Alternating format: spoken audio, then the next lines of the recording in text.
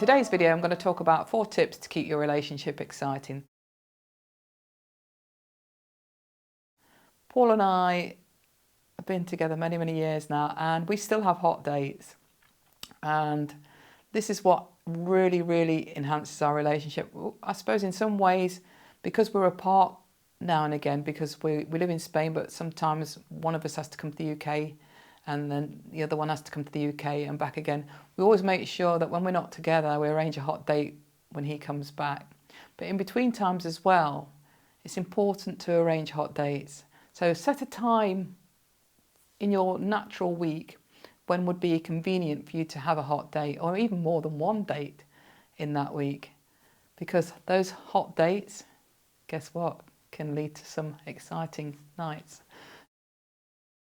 Now, number 2, it's still around the hot dates theme, so it's to vary the hot dates. So don't always have the same hot date at the same restaurant, having the same meals. Vary your hot dates. Where can you go that's different? Try new places, new interesting venues that you've never been to before, new even parts of your own local community that you've never visited, and see how that can really add spice to your life, because it gives you something to talk about, doesn't it, that's different as well as creating that moment where you can have that intimacy and connection by doing something fun and spontaneous.